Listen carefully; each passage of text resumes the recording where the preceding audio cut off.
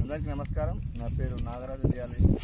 ఈరోజు నేను నల్గొండ జిల్లా మాల్ అండ్ రంగారెడ్డి జిల్లాల 2 జిల్లాల సరిహద్దులో రామ్నగర్ పోలేపల్లి అనే గ్రామంలో సర్వే చేయడానికి వచ్చాము. మీరు ఒకసారి ఇక్కడ అన్న అవుట్ క్రాప్ చూస్తే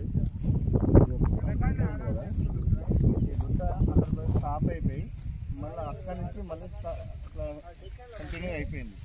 ఈ మధ్యలో డిస్కంటిన్యూటీ ఉంది, అంటే కంటిన్యూ లేక డిస్కంటిన్యూ ఉంది. మేబీ అలాంటి ఏరియాలో 2 గుట్టల మధ్యలో జాయింట్స్ ఉంటాయి అన్నట్టు, పక్కా జాయింట్స్ ఉంటాయి. ఇది ఒక లీనియమెంట్ అండ్ ఒక స్ట్రైక్ కూడా ఉన్నది. ఆ గుట్ట అక్కడ అయిపోయింది, ఈ గుట్ట ఇక్కడ అయిపోయింది. ఆ స్తంభం కనిపిస్తున్న స్తంభం దగ్గర బోరు 99% పడతాయి. అది మొత్తం ఇలా అయిపోయింది, ఇంక్లైన్ అయిపోయింది. సో ఇలాంటి ఇది మనం ఇటు అవుట్ ఆఫ్ కొంచెం దూరంలో ఉన్నాం. అక్కడ కూడా మూల కూడా ఒక పాయింట్ ఐడెంటిఫై చేసిన, ఇక్కడ ఒక పాయింట్ చేసిన. ఇప్పుడు ఇక్కడ ఉన్న ఈ రైతుతో మాట్లాడాలి. ఎంత ఇక్కడ రాజా గారు ఎన్ని బోర్లు వేసారు మొత్తం? 27. ఈ యొక్క ల్యాండ్లో ఇల్లు 6 బోర్లు. ఎంత డెప్త్ వేస్తుంది? 3 ఏమైనా గ్యాప్లు వస్తున్నాయా? ఒక ఇంచున్నర పోతున్నాయి అంతే.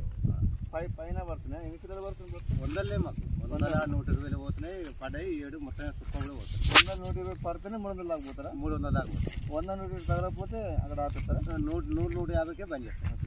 సో మీరు నేను ఇక్కడ ఫీల్డ్ అబ్జర్వ్ చేసిన అంటే అదంతా గ్రనైట్ మొత్తం డైక్ ఫామ్ అయింది.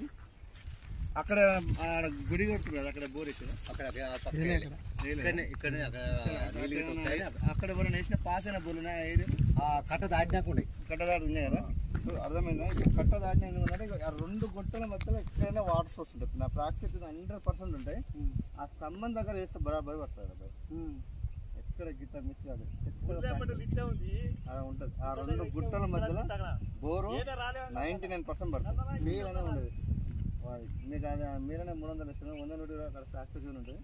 మనం ఏం చేస్తుంటే అవుట్ క్రాప్ ఉన్నాం. ఈ గుట్ట డైక్యూమ్ అయితే ఏమంటే ఒకసారి వాటర్ని ట్రాన్స్ఫరెన్స్ చేయదు, కిందకు అటు ఇటు ఫ్లో ఉండదు.